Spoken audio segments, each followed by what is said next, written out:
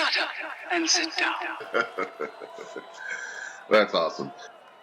Hey, it's where the big boys play. I don't ever slow up, no I don't take shit. I got no love for the fakeness. If you wanna play tough and wanna hate this, I'll always show up. I don't ever slow up, no I don't take shit. I got no love for the fakeness. If you wanna play tough and wanna hate this, I'll always show up and make a statement. I don't ever slow up, no I don't take shit. I got no love for the fakeness. If you wanna play tough and wanna hate this, I'll always show up and make a statement. Everything I do so instinctive and so passionate. Every word I move so descriptive like an adjective. I got a vendetta against people who patented being negative when you should be getting after it. I got facts over tracks, this and that. Spitting slow, spitting fast. I could roast, I could gas. Think I'm okay at last, but I don't know if that can erase all the past. And the pettiness, a reflection of the emptiness. Hilarious, you think you're worth my time. Welcome to Square Ring Podcast, everybody. Episode number 63. If you've watched us or listened to us for this past year, almost a year exactly, we've always talked about how much fun, of course, how hot it was, but the sheer volume of legends that were at the last Fan Fest. And somehow Herb has exceeded this one coming up in 2 weeks. How in the heck were you able to bring even more people in? Up and comers, legends, and current legends like you, Jim, and Belleville's own. Well, it's first of all, let me say thanks, guys. I appreciate being invited back. Episode 63. I remember when you guys had episode 1, and and you guys are growing with leaps and bounds, and you know you're doing what we all love and our passion, and that's professional wrestling and keeping it out there, keeping it alive, talking about SICW. And Nate's right when you talk about SICW, we took on another feat that I'm still scratching my head why I did it. And as we get closer, I'm losing more hair. I literally was rushing home tonight on the phone with other obstacles, you may say, but I think that's what makes it interesting. I hope, knock on wood, come May 19th, I'll say May 20th, give me a breather. But once they get all the legends back to their destination and all the fans who's joining us, then I can take a little sigh of relief, and hopefully I can say we all pulled this thing off again. And because it takes teamwork, and even with what you guys do, keeping the word going out there, helping spread the word. That's what I mean by a team. We have to all work together. And so come hopefully the 20th of May, we can all celebrate and say, yeah, we had another successful Fan Fest, being that of number 2. No doubt it will be. Right. So, the list of people that you got coming. Thank you. Sergeant Slaughter, Haku, Dan Severin, Tommy Rich, of course, my favorite James Beard, Greg Valentine, The Godfather, Medusa, Wendy Richter, Teddy Long, Jimmy Hart. The list is just crazy with the legends that you're bringing in this year. Did you find yourself were the legends that were there last year, were there legends that heard about it and just started calling you and say, hey, if you're going to do this again, I'm in? Or did you have to reach out to these guys? Or because I know some of them are your best friends. Yeah, and believe it or not, last year, there shortly after, there were some of the legends that said, hey, this thing went off so well. If you decide to be crazy enough and do another one, count us in. And it was kind of like GT Collectibles and Scott Wilder's productions. That night before they left, they told me, said, hey, whenever you do one, we're in. This is one of the, if not the most organized, smooth runningest Fan Fest that they ever participated in, and they go all over doing it. So, that kind of lit the fire also when you got guys like that help bring in some of the legends. And But yeah, there were some of the legends that had heard that we were going to do it, and they, hey, yeah, count us in. We're there. And some of the other ones I called and said, hey, look, I'm jumping in with both feet this May, and if you did okay last year, if you want to be a part of it, I'd love to have you. It was just like last week late. Jerry Briscoe called me and said, hey, JBL is available to come in if you want him. And I said, let me think about that for about 5 seconds. What was I going to do? Say, no, I don't want JBL, you know? Right. So when you got guys, and if you look at that list, there's a little bit of the who's who, Oh yeah. one man gang. I mean, come on, he doesn't get back in our area that much. Little Cato coming in. He hasn't done any personal appearances. He worked for me for many years. Started off as the Karate Kid, and of course,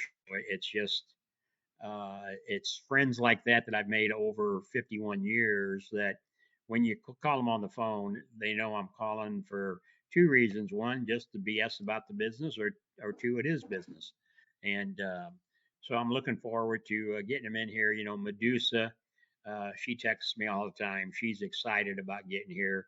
Um, she's going to be a part of the Bill After show that Friday night. Teddy Long is going to be a part of that. So I've been telling people we're just about sold out of tickets for that. So if people haven't got their tickets for that Friday night Bill After's one man show, they're not going to get in because Oh wow. the hotel set a price on that to help cover their cost of that extra room that we had to rent, and so we got to pay for that. So that's why I really been telling everybody, if you're planning on coming to that, you better get your tickets, or otherwise you'll be standing outside trying to look through the windows, And no, yeah, That's good. it's just about sold out. Of course, Bill Apter's happy, Teddy Long's happy about that, Medusa, because I don't know if you guys have ever seen Bill Apter's show, but he gets he does a lot of stuff, and it's not just your standard Q&A. I mean, he does the impressions, does some trivia, does some music. We'll have a projector sitting for him and a computer, and it's going to be great that Friday night. And of course, that's about a 90-minute show he does, and then the lounge is right there, so I'm sure that a lot of the talent legends will partake in a few social drinks, whether it What? be Coke or Pepsi or Anheuser Busch or whatever it may be. But I'll leave but you then in there now. yeah, Zing, there you go. And but then some of them will probably go to bed because as us old timers say, we got to get our beauty sleep. And because Saturday, I've told everybody it's scheduled to start at 10 a.m. But you know how I am, guys. If everybody's in place and ready to go, and we got fans standing in line, we're opening the door because I want the folks to get in there and meet their childhood heroes, get their autographs, and because it's going to be a full day. I mean, Yes.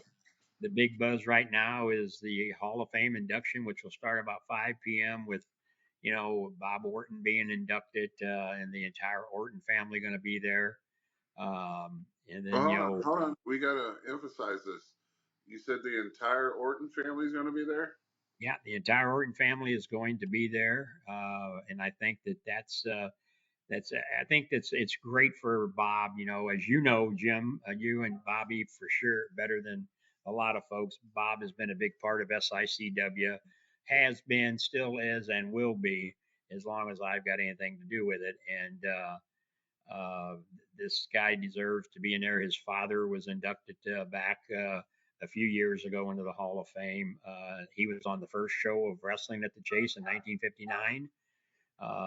So it's only fitting that Bob goes in, and I think to have a member of the Orton family do the induction is icing on the cake. Oh, Uh, totally. 100%. yeah, so it'll be fun, and of course, uh, the Hall of Fame, and of course, then Wendy Richter being inducted, Judy Martin, Lalani Kai, and then George Abel, who was announcer prior to Larry Matisek. In fact, I remember Larry telling me numerous times how he kind of patented himself after George Abel. And not only did Mr. Abel have a career in the wrestling business, he was a well known name in the St. Louis area, involved in other programming. And I'm excited that his son is flying in to accept the award on the Abel family. Oh And yeah. then of course Mr. Koppler's grandson, who you gentlemen met at the Chase Park Plaza there at the Corsan Room when we did our show there, which I'm still kind of buzzing about being in that Corsan Room with the SICW ring and my locker room in there, and you guys in there performing underneath them lights. Oh I yeah. still find myself pinching myself. I never, even though Larry and I always wanted that to happen, I never ever dreamt that it would happen. And so Harold Koppler should have been in the Hall of Fame a long time ago. I don't know why I let that slip past, but um, his grandson Robert will be there to accept the award. Because without Harold Koppler and Sam Muchnick, there wouldn't be no wrestling at the Chase. So Right. uh, he had the TV and he had the location, and Sam had the talent. And boy, that was a marriage that was made and lasted a long time. Right. Right. Now, I think it's just awesome that the grandsons of both of those families are coming in, because these are people that I hate to say it, were probably lost and forgotten if it wasn't for St. Louis and people like you to bring them back and to tell their stories about why they should never be forgotten. Oh Uh, yeah. I mean, Well, especially the Koppler family. So what was really nice is the son of George Abel sent me a DVD that it's probably the only one out there, and he sent me that, and it's all about his dad and about the wrestling, and so we're going to take parts of that and put it together and make a nice little video, and I think fans will see just what Mr. Abel meant to the St. Louis area above and beyond what wrestling at the Chase was. So, yeah, I think the whole, I'm optimistic that everything's going to go off okay, but it's wrestling. So if there are some little hiccups, we'll shoot from the hip, because sometimes that's when we do our best work. And I just hope the fans will have patience, and because this is kind of I call it we're not the major leagues, but when you look at what we've put together here, not once but twice now, I think it's something to be proud of for all of us, for everybody who's a part of it. definitely. Uh, and I think since Nate, and I can't thank Nate for the work that he's doing with what you guys are doing with your show and coming and doing the video, and for what you guys do. But I think he is able to testify to the fact that there's a lot of work that takes place, and SICW is doing it the right way. You're gonna make him hide, Herb. He doesn't like attention.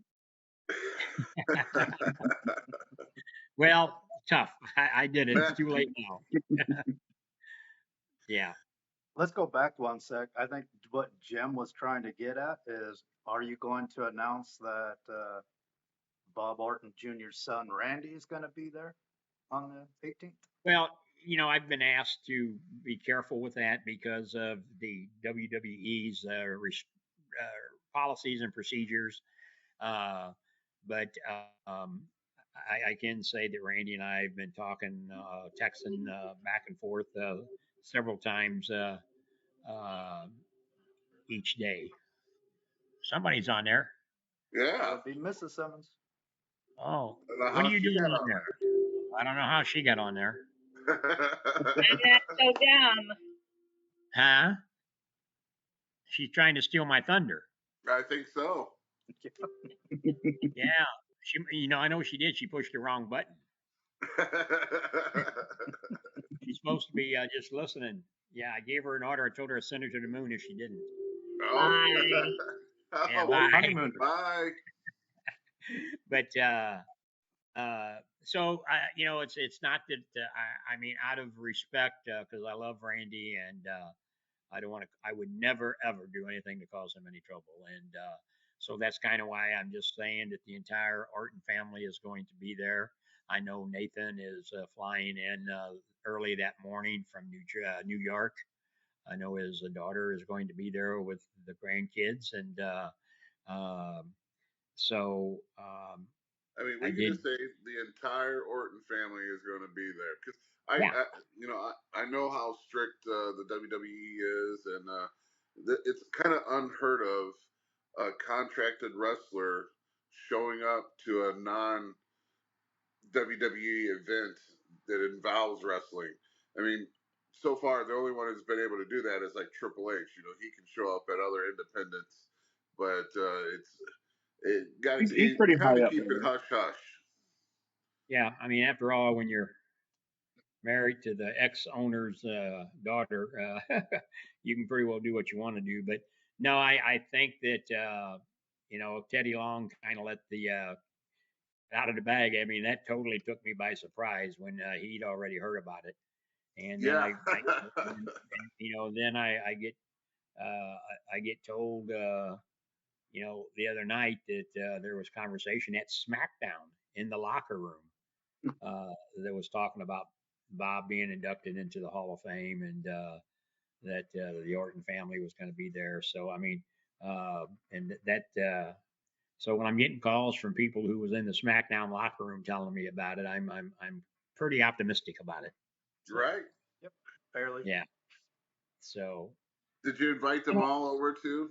That would have been great. well, I'm telling you, it's after all these years, nothing surprises me in this business. I've taken a lot of lickings over the years from people, but I'm proud of everything that we have done at SICW, and I tell everybody it's because of being surrounded by good people like you guys, the fans. You guys are out there busting your tails off, blood, sweat, and tears, and you know how the fans are. I mean, they're there to support SICW, and I say our fans are the greatest, and um, I mean, the people they that's going to show are up. they are what we do this for. So Yeah, I've yeah, said that many a times. and Jim, you and I probably talk about it more than Bobby and I have, but all we're trying to do is keep the memories and the history of wrestling at the Chase. I told somebody on a podcast the other night that I've just been so fortunate to continue to build on the foundation that was built by these guys that and left it for us. And I hope that when I leave this earth and I get to meet some of the guys who went on before me, they say, "Hey, you did a hell of a job keeping our memories alive." And I think that's what each of you guys probably look at. Um, when you guys give me the scare, just like you did, Jim, here a while back, and I'm still sweating over that a little bit because everybody's health and family is the most important thing that life is all about. You can have everything you want in the world. You can have all the money. I know people who's got all the money that they ever will need, and they're the most miserable people in this world.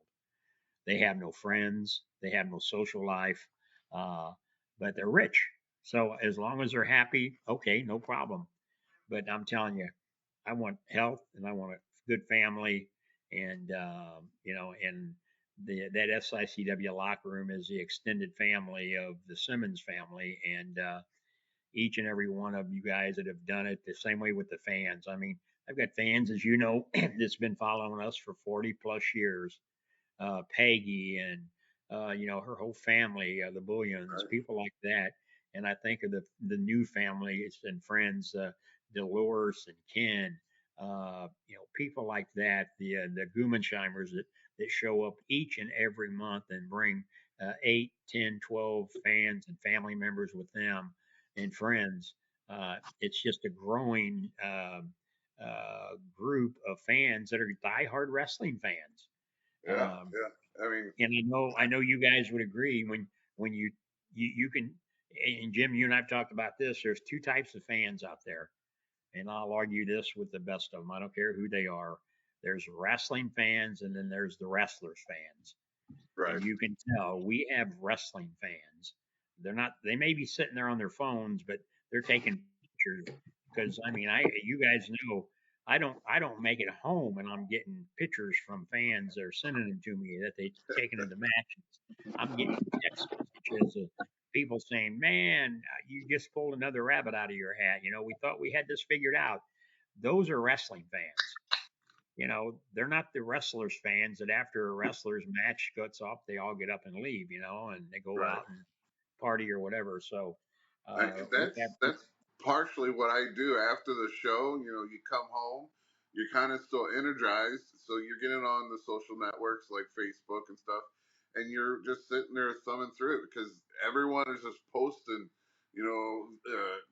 pictures and clips of the matches, and I live off of that for the next couple hours because you're still excited about the show that just happened. And I so say you're you like can you're kind usually of just reliving it. go on Herb's Facebook page. They're all tagging him in them, so they're easy to find too. oh yeah, that's why I said I try to stay very active on social media, and I say that as long until they start charging for it, then I'm going to use it.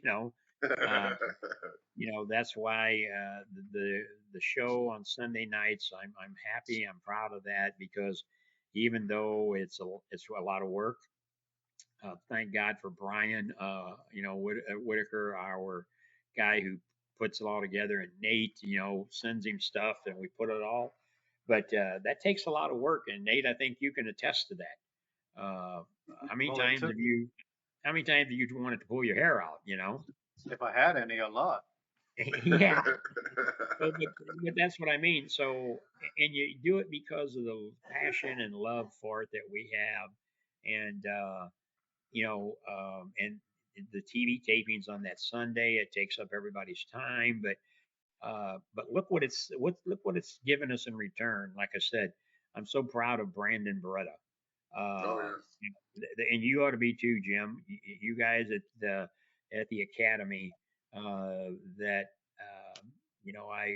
I've got all the faith in the world, and of course Bob Orton and you and the guys that go down there, Sean and Gary Jackson when he stops in, even Dennis.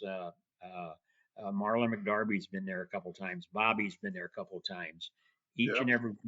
and every one of you guys, I tell everybody the Ace Wrestling Academy. When Larry and I, because this is the second academy we had. We started one, and it didn't go over too good because it was more of a boys' club, and so it kind of went by the wayside after a while, and it wasn't really taken serious. But this one here, the grassroots got underneath it, and you guys going down there, and here we've graduated a few of the students, and here's Brandon Beretta getting a shot, and even though it was a dark match at OVW, I'm getting it from good sources that they enjoyed him, and he's going to be making a few more trips down there, I believe. So that's a testament to what you guys have all helped him do. And if you take the picture of him when he first started and what he is now, I still say that's a poster picture Yeah. that needs to be hanging up in the academy because when you bring these new students in, I don't want to hear about it can't happen. Here's a guy right here. If you've got the intestinal fortitude, because this is what he looked like when he started, but here's what he is now. I mean, that's Yeah. inspiration. There's Yeah. a picture that Amy put together tonight. Matter of fact, it was a picture that was in her Facebook memories, and it was a picture of me and Bob sitting down and Brandon standing next to us, kind of like behind us. And then she posted his newest picture of him standing at the OVW sign, and I mean, the comparison is just crazy. The transformation he's gone through, Oh but yeah. that just Well, shows when you're dedicated. and he didn't quit working out when he graduated. Here, I want to introduce you guys that you know her, but today is her birthday. This is my lovely daughter. Hello, Say Jessica. hi. Happy birthday! Yeah, Hi, guys. yeah, today is I'll her. drink one for you, Jess. Yeah, Thank you. yeah, Bobby's drinking for you. This is She's my version. she's my IT person. She helps take care of mom and me, and I just love her to death. Thank you, Happy Daddy. birthday. So yeah, I'm 50. Yeah, she turned 50 today. Woo! Yeah. 18. Yeah. But she's still our little baby girl. There you go. You guys enjoy. Thank Yeah. you. I had to get that in there, otherwise, she's only going to be 50 once. So, but that's what I talk about, family, and I know you guys are the same way. I mean, Bobby, you're out there with the boys, and look at what they're doing, and I mean, Jim and his kids, the grandkids. I mean, it's just it warms your heart to see people like that, and then still you get to do what you love doing, Right. and I think that. I don't know what else I'd be doing.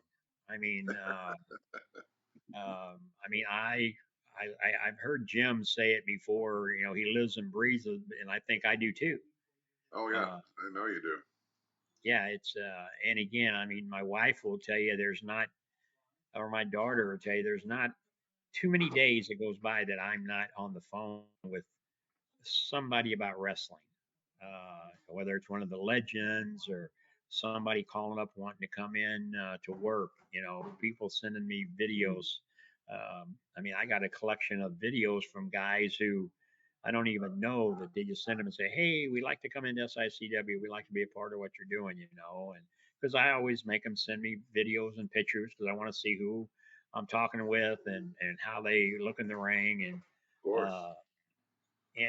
but I'm going to tell you, I mean, to me, loyalty goes a long way. And even though we all know we have to mix the apple bunch up a little bit from time to time. The guys and I'm sitting here talking to you, and I'm not just saying it because we're sitting here talking now. I've told you this before, Jim. Uh, you and Bobby were on the top of the A list for Larry Mattisek. I mean, I can't tell you how many times we'd be talking and he'd say, "Man, can you imagine if we had another handful of guys like Bobby and Texan?" Uh, and again, then we come along with guys, like the Steve Fenders of the world, Dennis. We got guys like Ron Powers that's kind of started coming back around. Danny Boy.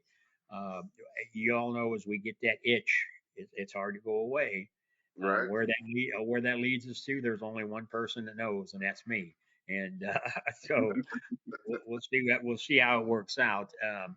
But Gary Jackson, I'm so excited that Oh not yeah. only is this young man, he's getting the Sam Muchnick Award this year, but to be honored at the Cauliflower Alley Club as the Wrestler of the Year. What an honor that is. And the thing is there's hundreds of more guys out there as just deserving as Gary Jackson. Yeah. But when you stop and think, here's a guy that every promoter that's ever said, "Hey, I'm a wrestling promoter," and a legitimate one, they should want a Gary Jackson in their locker room. One, he's non-confrontational unless you upset him. Now, if you upset him, Then you're getting he's the gonna let headbutt. he's gonna let you know. I in all the years that he's been with me, and I'm talking many years, I've seen him one time get aggravated at a fan, and it was actually a young man who was just giving him the raspberries, and it went from giving him the raspberries to giving him some four-letter words, Ooh. some finger gestures, and he was just on Gary throughout the whole match, and to this day I'll never forget. Gary actually shortened the match because he one, because the young man was using the foul language and there was a bunch of young kids in the audience, and so Gary jumped out of the ring after the match was over and got right up in that young man's face. And it was, he's got military background, as we all know, and you'd have swore it was a four-star general standing there. And the funny part about that is the parents were sitting right there trying to calm this young kid down. Wow. And he'd snatch away from them and tell them to go after themselves and all of this and that. And each time this young man would say something like that, Gary may be tied up in a headlock with his opponent, and you could see him. He'd be looking out of the ring at that young kid. And they'd Wow. do a couple more moves, and this kid would be saying something else, and then he dropped a couple of the N words, and and I mean, this kid was only like 14, 15 years old, Wow. and yeah, like I said, Gary jumped out of that ring, and I thought, oh, here we go, mom and dad, and Gary's going to get into it, but the mom and dad sit there like they were in church, and Gary went up one side of this young man and down the other, and then he grabbed me by his arm and took him over into the next building, which was at City Hall, and in about 20 minutes, that young man had a lesson of life. And to this day, I haven't saw the young man now probably in about 5 years, but the last time I saw him, he was a young, respectful young man, not in any trouble. And so the moral to that story is uh, don't pee in the night train's Wheaties. Because the young man never forgot that Gary was sincere about what he told him he'd do to him. Yeah, that's awesome. Yeah. That's awesome. Yeah, and then let's circle back to that Sam Mushnick Award. I mean, that is such a high stand. That's just an incredible award to be given anyway, and for for Gary to get it. I was on a podcast last night and I was talking about how Gary has been everywhere. He's been to the WWF. He's been to WCW. He ran the NWA territories. Kansas City, St. Louis, was in Texas for a little while. So, I mean, this man has done everything in the wrestling business. And, it just shows this year he's getting his celebrations, again, for the CAC Wrestler of the Year, the Sam Mushnick Award. For a person living in St. Louis and knowing how much wrestling meant to St. Louis and how it was all started by Sam, I mean, that's like the highest award that you can get. So, I mean, congratulations to Gary Jackson. Not only is he a friend of mine, but I even spoke last night that he even helped train me. That's how long he's been in the business. So, I mean, it's an incredible award for an incredible person. Well, yeah. And then the other night, he, because I was probably 50-50 on if I was going to be able to make it to Vegas this year. And of course, I know you guys are going out again, but I've got Iowa, Waterloo, Iowa. I'm helping Jerry Briscoe and Troy Peterson, my good friend up there from Impact Wrestling. So I've been concentrating on them. We're taking Tito Santana up there, and Bob Orton's going again.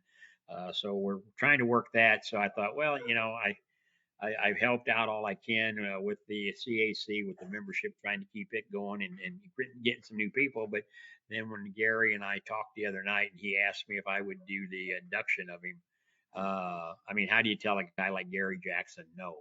You're right. So it looks like good Lord's willing, and the creek don't rise.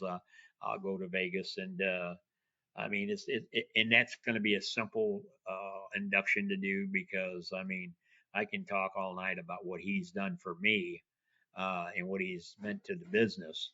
I mean, here's a guy, like I said, he was 15 years old when we used to sneak him into the Chase Park Plaza because you had to be 16 to get in there.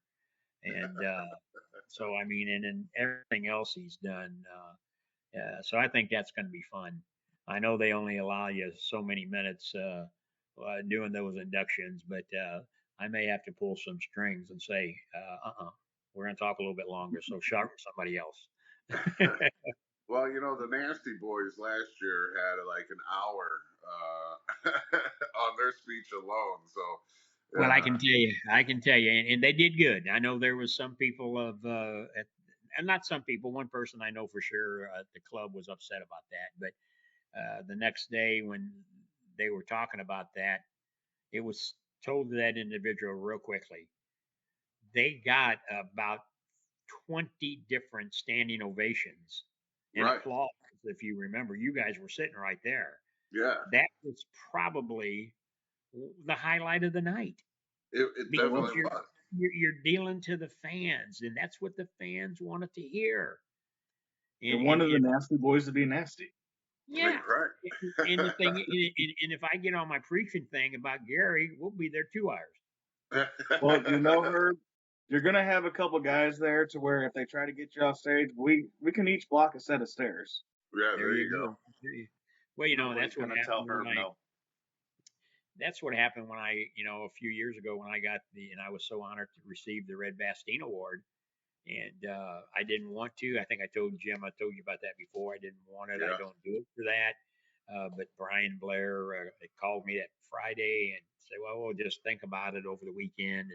And I did and talked to the wife. And, I'm not all about that. What I wanted to do is, there's, like I said, there's 100 other people out there, 1,000 other people out there who work at the business as hard as I do and put the time into it. The ironic part about that, Red Bastine was always one of my favorites when he was in St. Louis. So it was kind of, hey, okay. I called Brian up on Monday and said, okay, I'll do it, accept it on behalf of our fans. And then when I went out there and Dr. Drew did the induction and, done a tremendous job. He done and I should have put 2 and 2 together because there was a lot. Some of you guys, you probably talk to Dr. Drew sometimes at late at night. Well, he'd call me and he'd be talking about this, and then he'd say, "Oh, by the way, before you hang up, and he was asking me all these weird questions, and of course, it was late at night all the time, and I'd answer him, not knowing he was actually putting together this induction speech, and so, man. But when I got out there, he had me kind of choked up. But That's then awesome. when I got up there,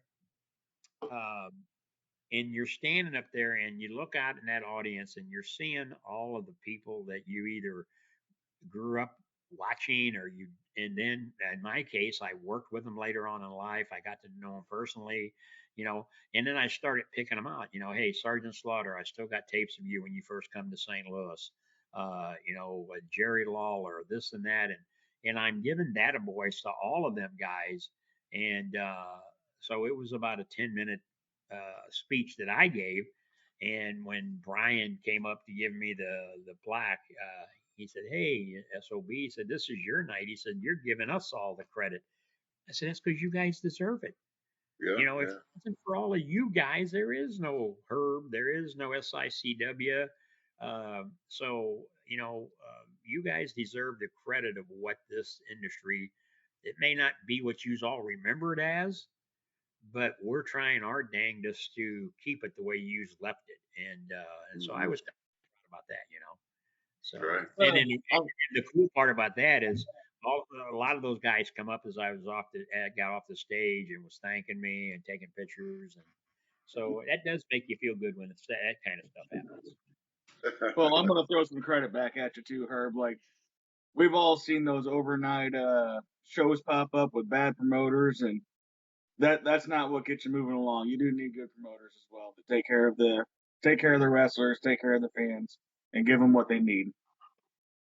Well, and I appreciate that, and as we know, and I think Nate's probably learned that from listening probably to you guys talk and me talk and whatever research he's done. That there are guys out there that don't need to be doing this business. Right. The boys. I mean, I say this to this day. I don't care who you are. I don't care if you've worked for me in the past, if you've never worked for me in the past. If you're lacing up a pair of boots and putting on your tights and you're going out there and giving it your darndest, first of all, I'd love for you to be trained and be trained properly. And if you haven't been, then the odds of you going anywhere in this business, anywhere, even to another independent type promotion, is slim to none. And that's one because of self confidence. You know yourself. If you put on a pair of boots and went out there, and if you suck, you know it. Right. And you continue to go out there because not that you want to improve, it's just that macho, oh, I'm a wrestler. Well, no, you're not a wrestler. If you have not been trained properly, you're a wannabe. Well, I'll argue that with the best of them. If you want something bad enough, And I'm not just talking about the Ace Wrestling Academy. I'm talking about go down and see Dory Funk. He'll teach you the right way. I know a lot of guys that's been trained by Dory Funk. There are legitimate. Go down and see Tom Pritchard, one of the Yeah. best in the business. And I'm looking to see. Can't wait to see Dr. Tom in May. Uh, but get trained. If you want it bad enough, you'll find a way to finance it. You'll find a way to do it. I mean, if not, you're just playing at it. You might as well just go play a Monopoly game or something because that's all you're doing. You're just playing at it. Uh, and you guys know what I'm talking about. It's the same way with promoters. You know, there's promoters out there that would like to think they know how to promote, and they do okay. Uh, you know, there's still the hot dog and a handshake that's going to be out there forever. Yeah. But I think you guys know and can attest to it that there is no such thing as a hot dog and a handshake at SICW. That's what I was gonna say too, is because you got those promoters that will hire like a couple of the guys that know what they're doing, and then a bunch of those other guys you just talked about. And we don't have that in SICW. We No, filter those guys. If they squeak their way in, they get filtered right back out. well, you know, in quite often I get messages, text messages, messengers from guys at these other promotions that, hey, when can I get a break and when can I come and work for you? You know, it's not what I all thought it was, or you know, I'm going to come down and I'm going to join the training school. Hey, okay, fine, come on down. You know, you guys know I've let a few guys have a revolving door around here. But sooner or later, the door stops. It freezes. You can't Right. open it. And because it's a bad example if you don't. The grass is not green. In this business, I can assure you the grass is not greener anywhere else. And I can say that because I've done it so long, and I don't care what anybody says. Oh, he's just an old SOB. He's too old. He's the dinosaur. He don't know what the hell he's talking about. This is 2024. I I want somebody to explain to me when I hear this word. Well, wrestling has changed so much. I want somebody to tell me how it's changed. The headlock that you put on today in 2024 is the same headlock they put back on in the 1950s and the 1940s. The arm drags, maybe a little bit more smoother back then, but those were guys that was on their road 26, 27, 28, 29 days out of a month. Right. They lived and breathed it each and every day. They go from this show tonight, they get in a car with 3 or 4 guys and drive 300 miles to the next town for another show the next night. So that's a professional wrestler out there busting his tail. You guys are professional wrestlers working as many shows as you can a month, but you go out there and do it. You've been trained. You know what needs to be done. You do it safely. You protect your opponent. You know, and look at the injuries that you're seeing nowadays. You didn't have all those injuries back in the days because guys took care of one another. So when I hear somebody say, "Oh, wrestling has changed," no, I still say the only thing about wrestling that's changed is guys with their big old fat ego that don't know how to leave them at the door. They want to bring all their drama. They want to bring their girlfriends or their boyfriends' problems in. And as you know, I'm not tolerating that. We have a drama-free locker room. Right. I tell you right now, in the last week, I got 3 messages from wrestlers from other organizations that said, "Hey, I've had enough. You know, I made a mistake. You know, I was just and thinking in my head, like counting up the different shows that we do just in this year, and I would put like our 4th or 5th show better than like any other promotions around's best show. you know, and Like we again, do so many cool things with I SICW. give the guys the talent all the credit in the world. You know, they go out there and they try to bust their butt, but as I was saying, you know, it's the guys who want to sit back and say, "Oh, I'm the promoter. I can do this. I know how to do that." No, you know how to put yourself over. You know, you went to the Dusty Rhodes School of Promotion. And that's no secret. And I love Dusty, Right? but anybody will tell you that when Dusty was booking, everything surrounded Dusty. You know, and he was one of my favorites. And but that's why a lot He of designed it times, that way. and that's why I've always said, people say, well, you ain't ever taken any bumps. Well, the last I remember checking my old mind, Sam Muchnick never took any bumps. He wasn't a worker. Larry Matisek wasn't a worker. But guess what they were? They were good businessmen and good promoters. Yes. Yes. And Yeah. and I'm gonna say, you I look at don't the think guy. you've ever directed how a match should go. No, Like, no. and I've worked for you a long, long time, My so my I think the bump thing's irrelevant. my booker is even the ones before now. When Larry was putting all the shows together, everything got approved by me because I look at it from both perspectives. And people ain't going to believe this, but I look at it first from the fans' perspective. I want to see, I want the fans to see what I'm seeing through my eyes. And then I look at it from the business side of things and say, okay, even though this is the fans' look, this is what I want them to see, me to see. It may not make sense all the time. And that's why you got to have a good booker that you can work with and not undermining, because if you undermine the booker, then you're just creating yourself more problems. And I think you guys will see that even in our TV meetings, it's all laid out. And I may interject this, but that's because he's either forgot or it's something that I've standing there and I think this will work a lot better. And if you notice, there's no riffraff, no tit for tat, and that's why it's a smooth operation when it comes to TV. Because TV is totally different. There isn't a legend out there. Don't care who you can think of will tell you that it isn't different than just doing wrestling when you're putting a TV together. Timing is everything, especially when you're putting commercials in and interviews. And it's not as hard now on social media, on the YouTube platforms and whatever it may be. Uh, but if you get on a regular syndicated TV channel where everything has got to be timed, Mm-hmm. like channel 11 or channel 30, whatever, you got to have everything timed. Even at Charter Cable, when we used to be on there, man, if you didn't have it down timed to the second, they'd send it back to you and say, cut something out. Yeah. Because they had programming that had to be right there. You don't want to have a black screen for 2 minutes. So that's why everything's got to be timed pretty good. And I know on the editing side, the rendering's different also.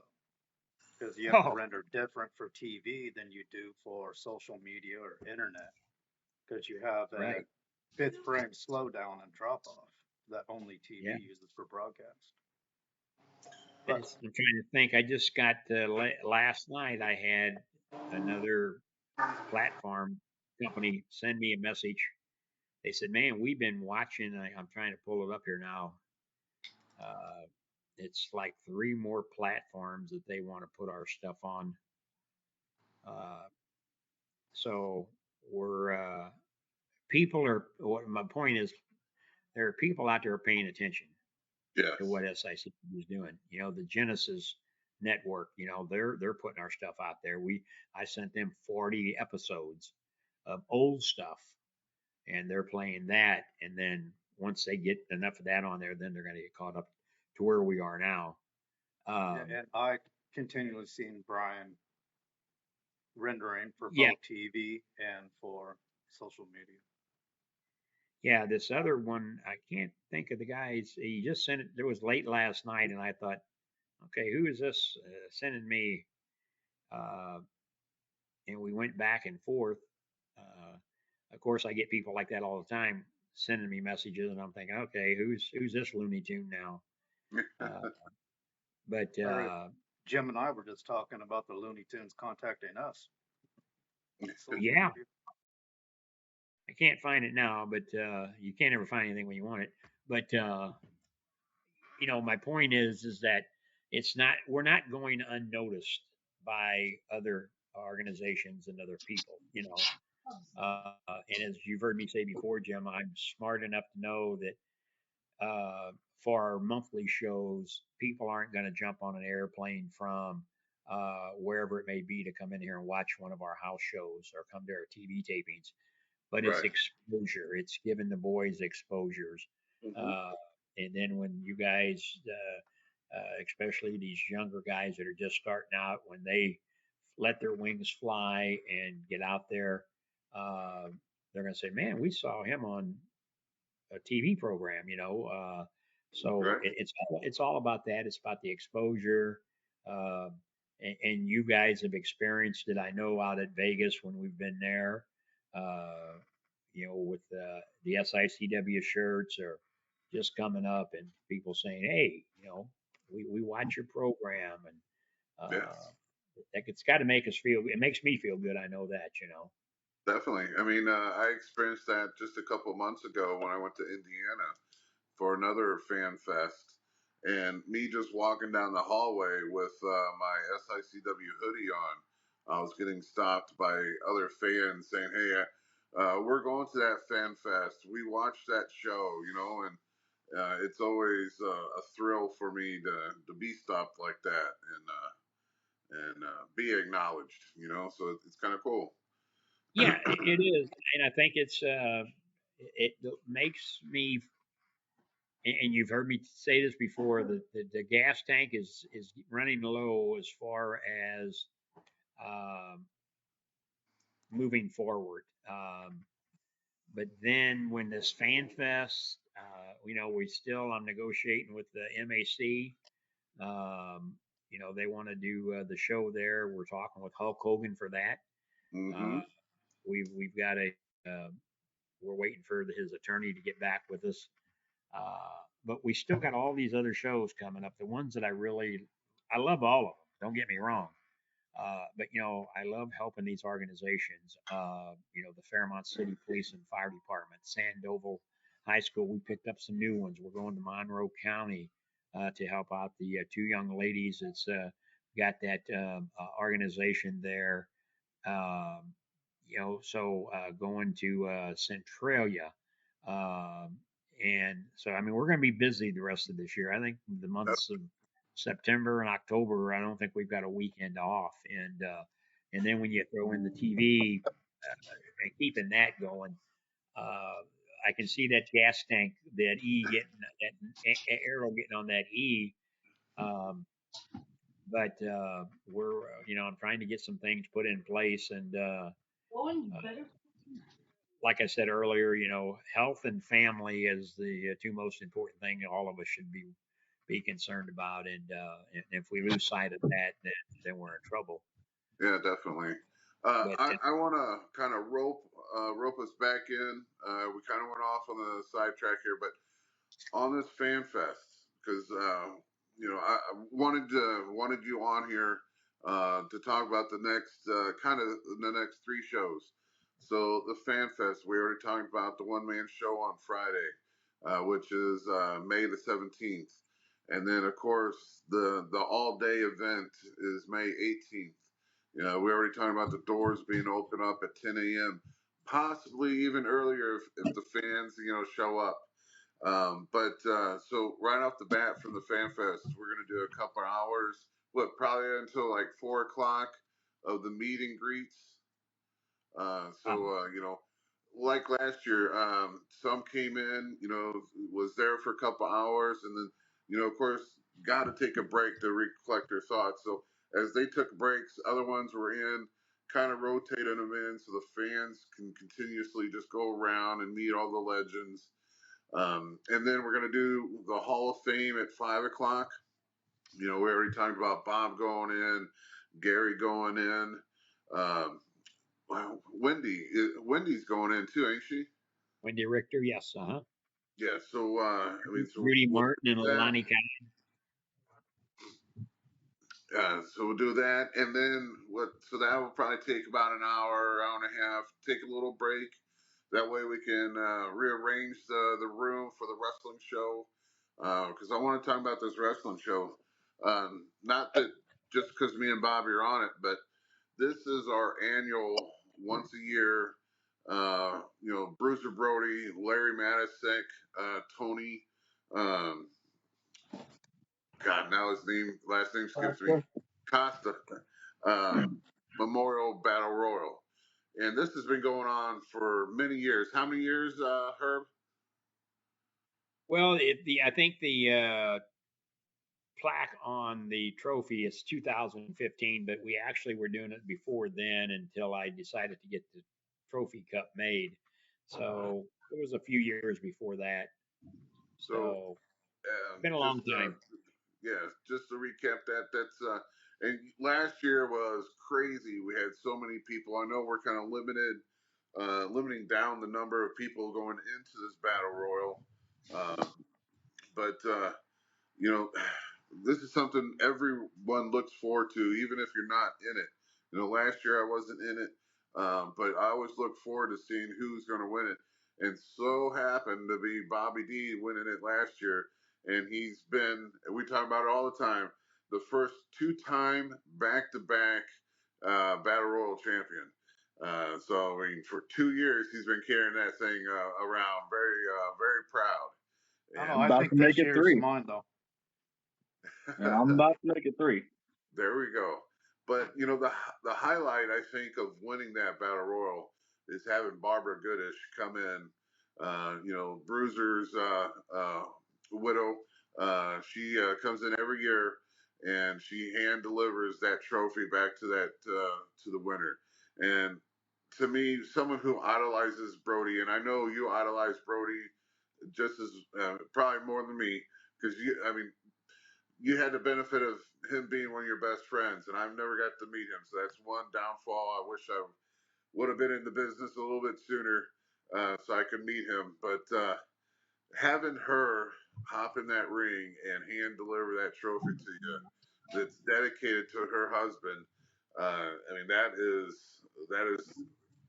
the best. And we look forward to it every year. So, can't get no better than that.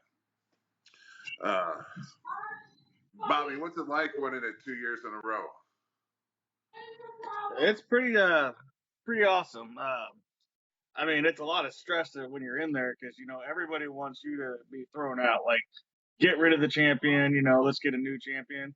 But to endure that and to get it, and then as you said, Barbara's such a genuinely nice person. Like, I always say, like, one of the big things is the first time I won it and then went to CAC. When she runs the table where you check in and get your names, and I had only had like one conversation with her ever, and I go to tell her my name and she cuts me off. She's like, I know who the Bruiser Brody champion is, and like pulls out my name tag and whatnot. I'm like, genuinely nice lady. Like, it is great every time you get to talk to her. And and that's pretty cool. To think that you've had one conversation with her, and she's such a princess. And then the icing on the cake also is this year, Bruiser Brody's sister Gail is coming in, and so I'm really looking forward to seeing Gail again. Such a sweet lady. Also, we got to spend a lot of time with her over the years now, and but this will be the first Bruiser Brody Fan Fest, that memorial that she's been at. So I'm looking forward to that. Yeah, so definitely it's going to be an incredible weekend. We already talked about on the One Man Show on Friday that the tickets are very limited now, that they're selling out fast. I heard today that the hotel rooms are all booked up. There is hotels very close by that you guys can stay at too if you want to spend the whole weekend with us, and I know you do. So don't give up if the hotel rooms are all booked.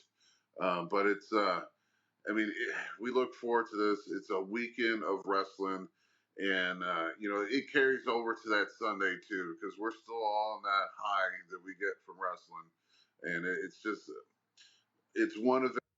Gentlemen, start your engine! Get ready for Melee on the Midway. SICW, where wrestling at the chase meets the race.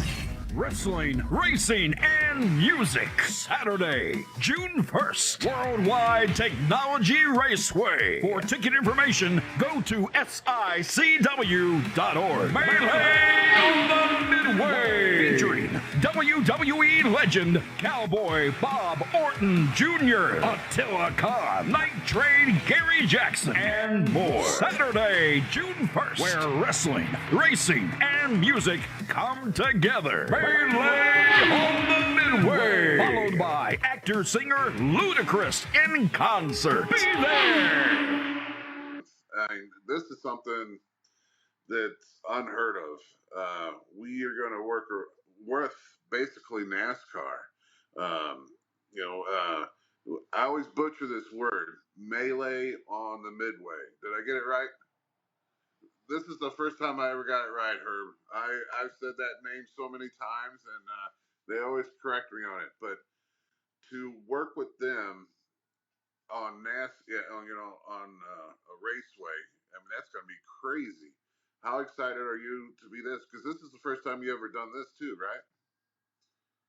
Yeah, in fact, it's funny you bring that up. I was out at the raceway today, finalizing some of the logistics with the general manager, and in fact, they're all going to be with us this coming Saturday. I don't know when this will air, but May 4th, they'll be at the Belclair Fairgrounds for the big annual fundraiser that we do there. But I'm going to tell you, if you guys have never been at the racetrack out there, you're in for a treat. We walked through the whole area where the stage is going to be set up on. They originally were going to have us just come in out of a tent area, but now we'll actually the wrestlers will come out on the main stage that the concert people, Ludacris and all of them will be playing on. And be overlooking everything, and then you'll walk down the steps and out to the ring. Man, they showed me the video package. In fact, I think Thursday more promos will start running with everything. SICW being advertised, the whole complete concert lineup. They've added two major car show groups now. One car organization, car group has got about 300 vehicles that will be there. Another one's got about 100 that will sit on the back side of where the wrestling will be taking place at. And I mean, I think it's another one of those bucket list deals. I've actually been working on this for a couple of years with the racetrack. But I never thought it would happen. I'll be honest with you. And when I got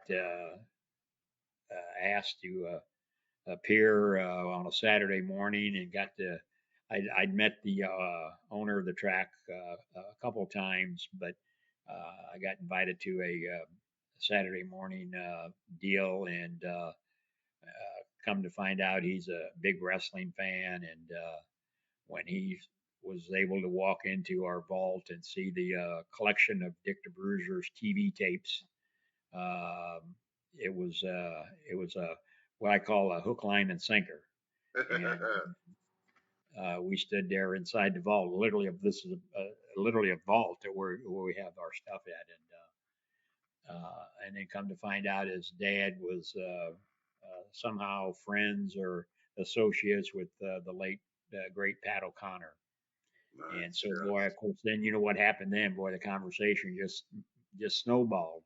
Yeah. And literally within 30 minutes, he had all these visions of what this could look like. I mean, the two big screens that they've got, they're going to be playing. I sent them probably, I think I told them today, I sent them over an hour and probably an hour and 40 minutes of old action from Wrestling at the Chase. And even the original opening from back that I had from 1959 with the drum roll, and when it was advertised, sponsored by Anheuser-Busch. I don't know if you remember seeing that, but it's a big drum roll. It's black and white, and it comes on, welcome to Joe Garagiola and Wrestling at the Chase each and every Wednesday night, and sponsored by Busch Bavarian Beer.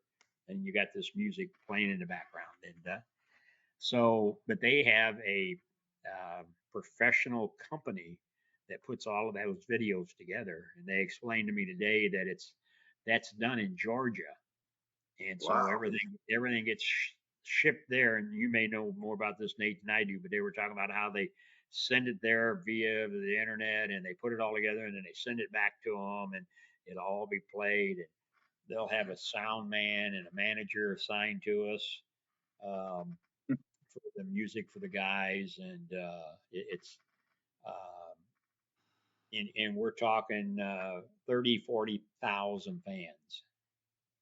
So, and you might correct me if I'm wrong. So, the night, the day of it, is going to be a little bit of racing, qualifying basically, a couple wrestling matches, going to go back to racing to actually run the actual race, then a few more matches, and then Ludacris is taking the stage. Is that the. Yeah, they'll have some opening entertainment that morning. Our first, and I didn't bring it. I left it in the car, but the lineup they gave me today, I think our first set that we'll do be about a 30 to 45 minute set of wrestling, somewhere between that 10:30ish and 11 on the clock, 11:30. And then there'll be racing, there'll be some more entertainment going on, like I said, the car show. What they're trying to do is they don't want to have the concerts playing and then the car shows have got awards going on, or they're Right. trying to and their PA, their announcers and stuff will be saying, hey, don't forget, we got WWE legend Cowboy Bob Orton Jr. Going to be in action here later this afternoon, and of course, there'll be some shenanigans at the early morning setting up for the main event that evening, late afternoon. Yeah, I was telling, it might have been last week or the week before, but they're trying to do it, the whole weekend, family experience. You can bring your RVs, you can camp out there. They're trying to get all this entertainment so you don't leave. So you can stay there, have the family entertainment all day long. Go back to your camper at night and do it all over the next day, because I the think they next got day too. 800 campsites. Yes, I mean that's kind of awesome that you can bring the whole family for this, and the benefit of us too. You're talking about this Saturday, May 4th, and at the Mayfest, they're actually going to be with us, so you can buy your tickets, through us basically, and it works out so much cheaper for you. Bobby already spoke about how he bought his wife her ticket already, and just buying the ticket through us, basically SICW at the shows, it's so much cheaper, and it's still like a whole day pass. You can Yeah. still watch the race and the You get to car take in shows. all.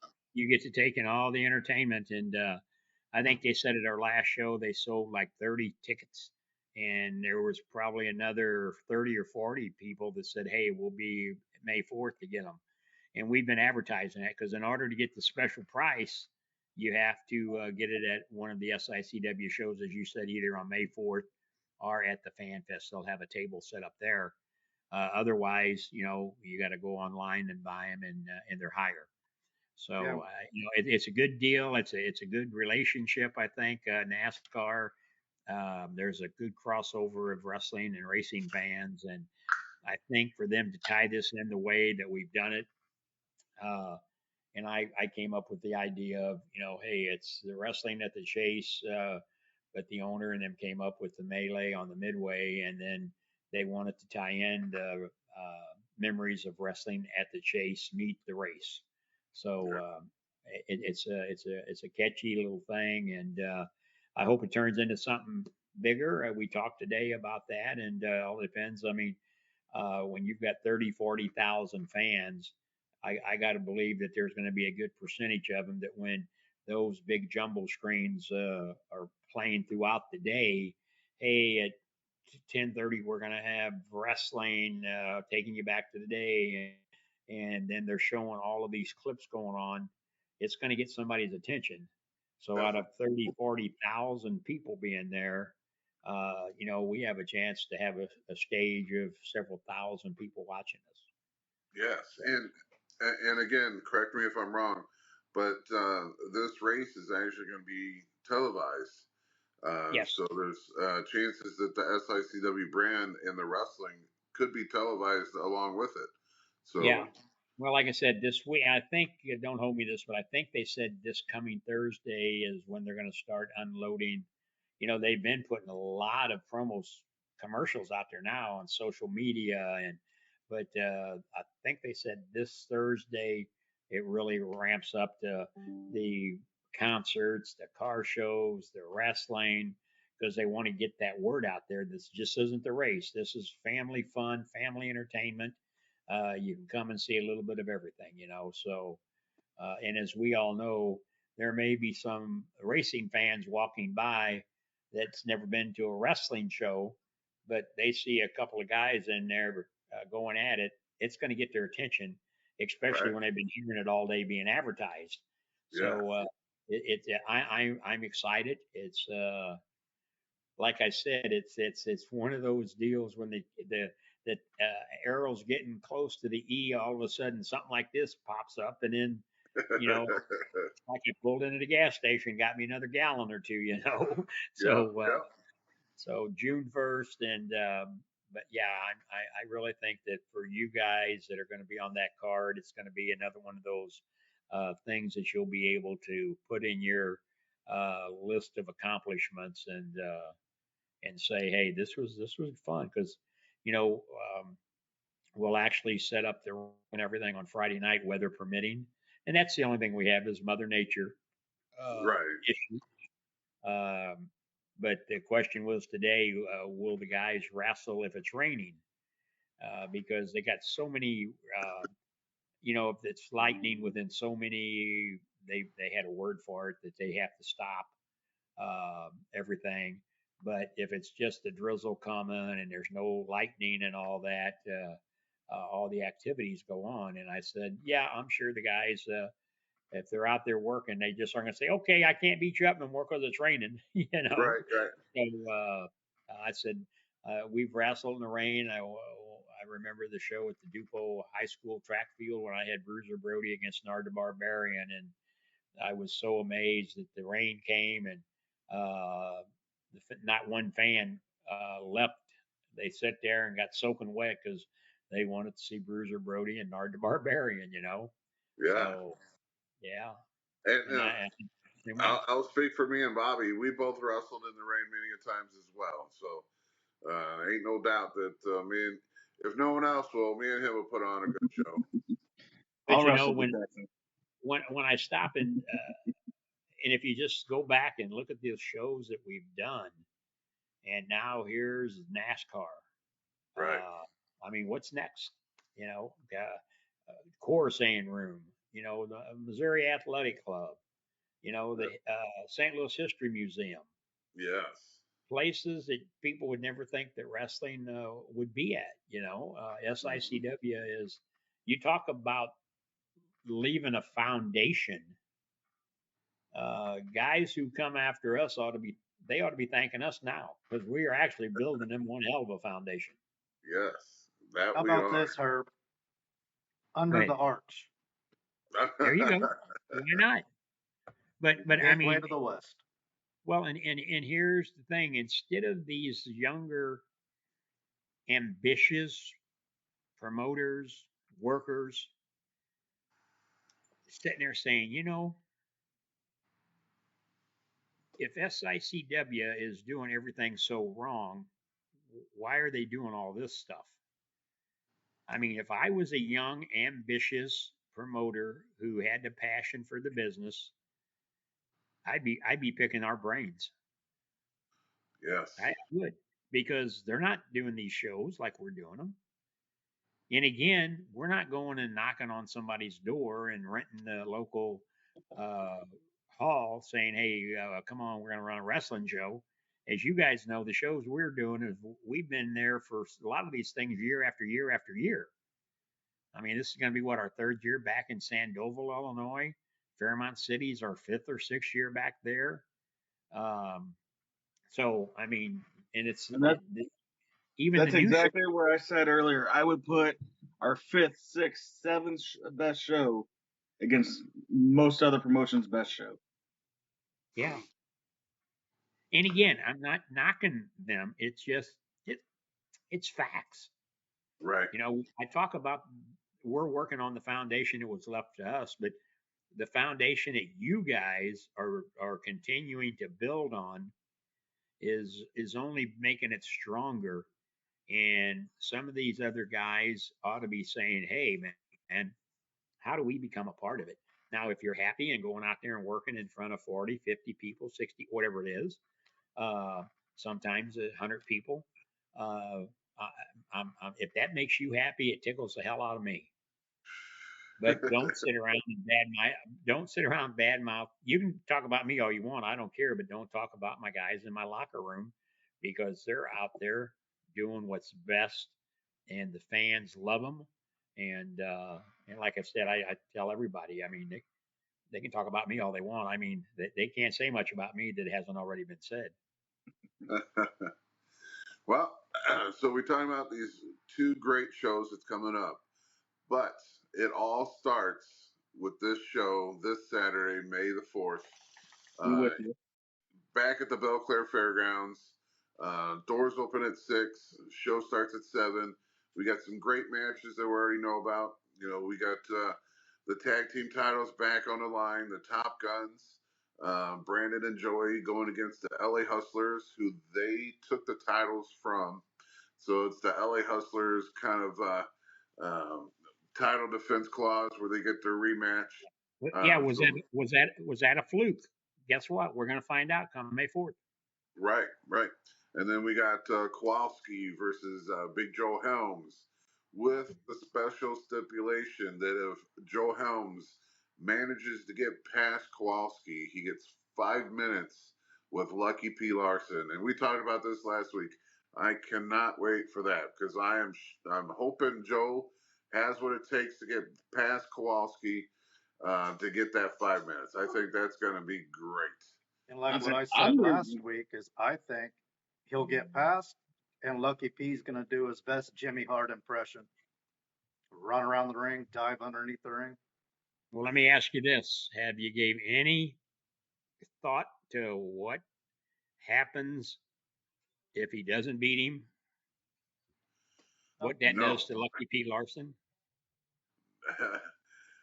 No, I I have don't want to not think thought about the about negative.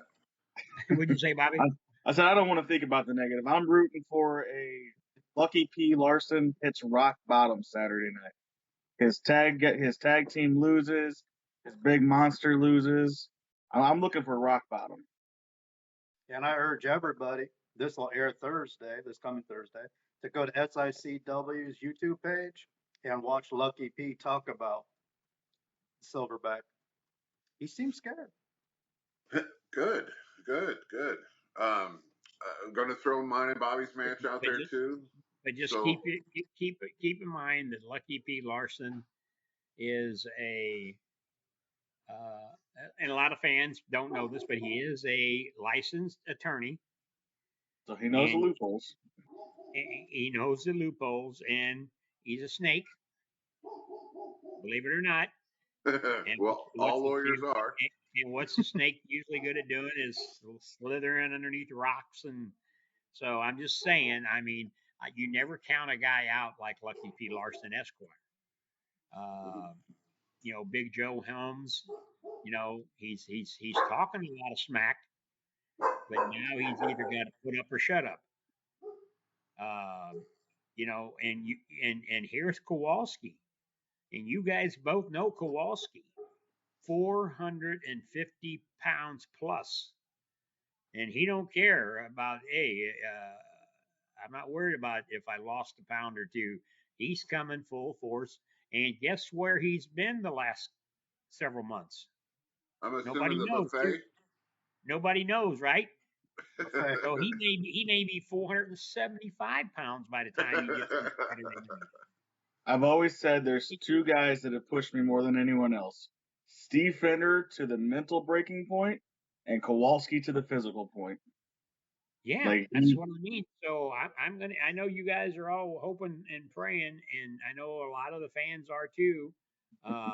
Unless you're Clint Terrell, and of course, Clint he's one of a Terrell's kind. Clint Terrell's a diehard Lucky P. Larson guy, and but I'm just saying, you can't count Kowalski out of this, And I bet you probably 99% of the fans that are coming to May 4th show that's wanting to see that show, 99% of them are probably like you guys. Hey, man, we want to see this happen. We want to see Lucky P. Larson get ran out of the ring and ran out of the building.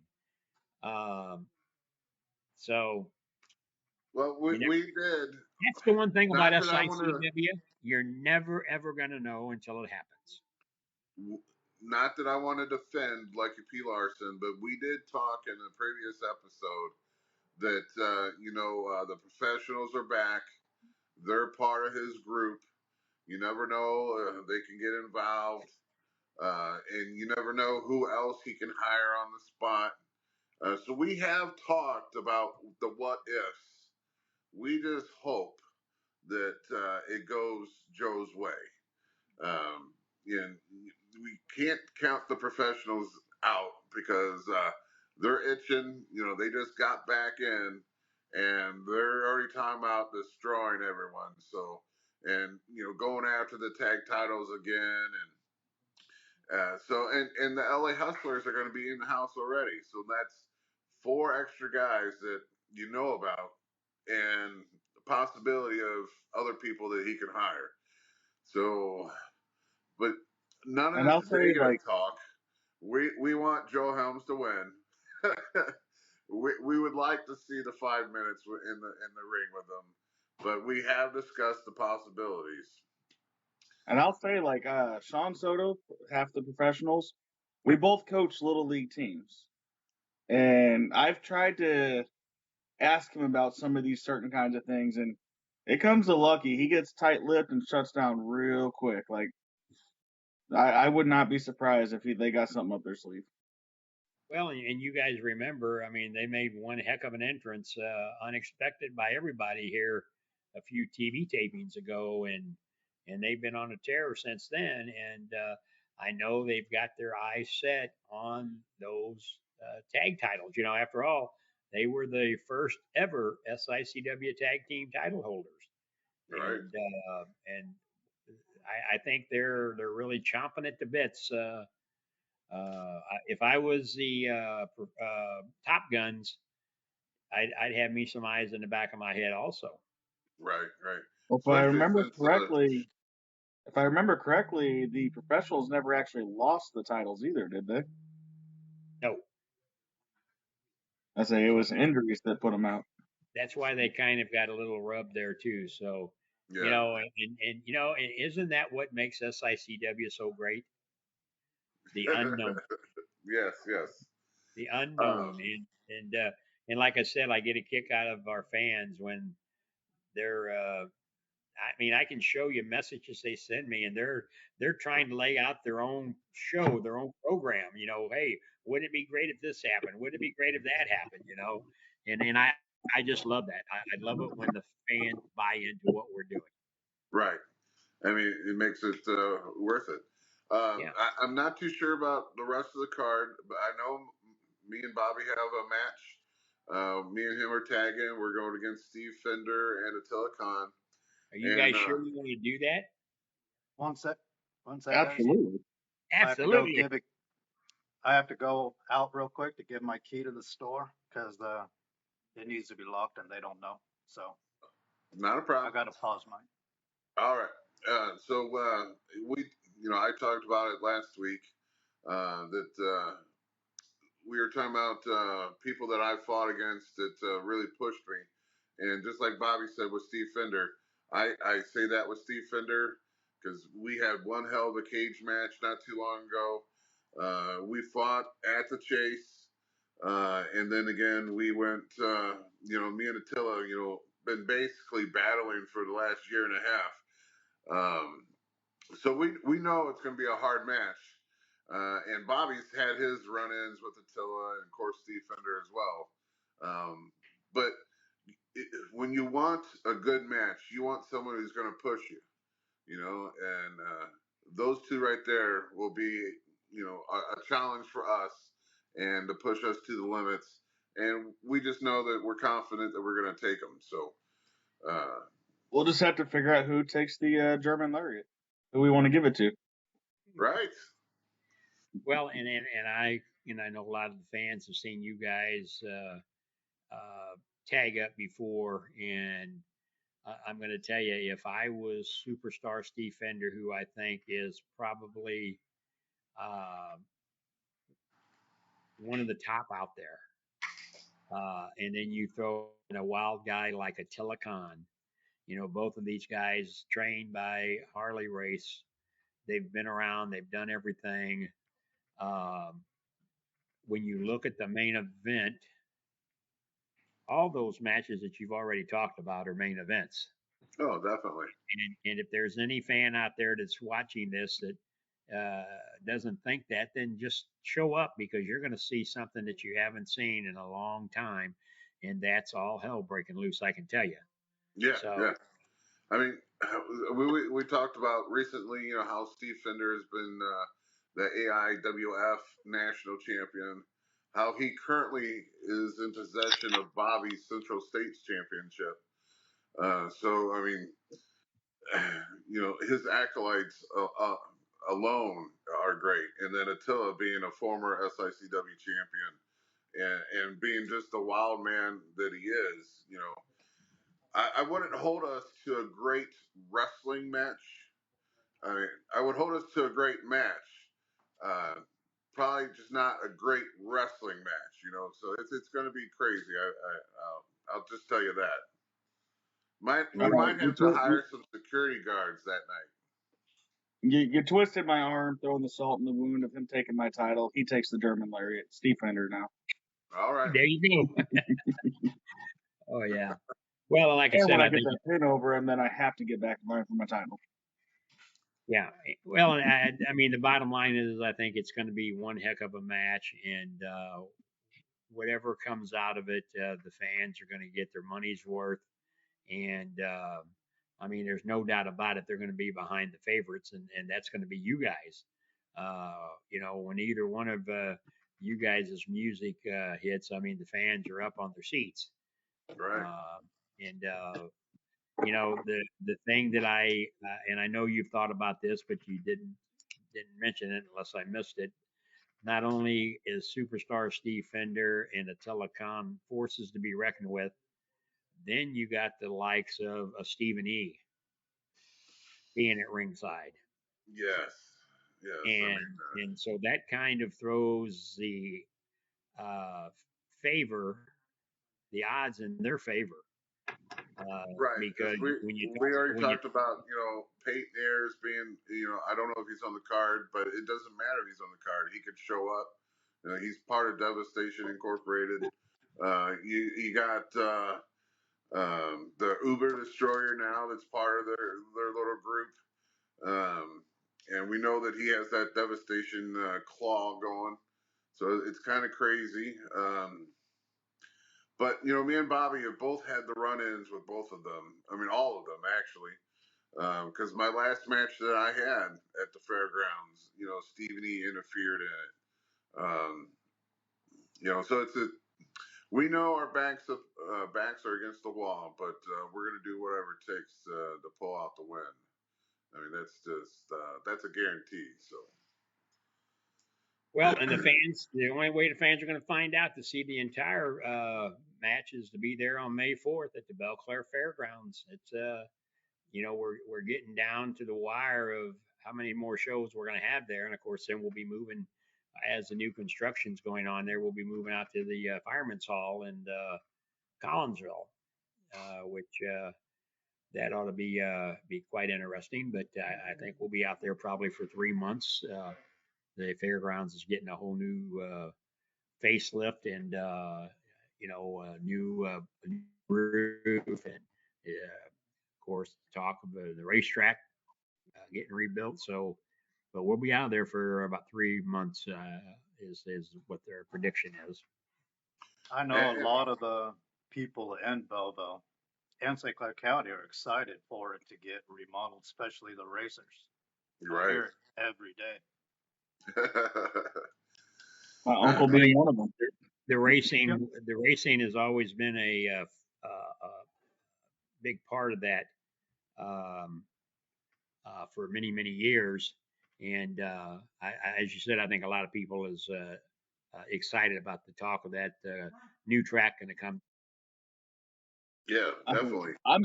I'm excited just to see it. Like my grandpa, I still have a Cyclone Racing T-shirt. My grandpa used to race there. My uncle used to race there. I want to see it back opened up.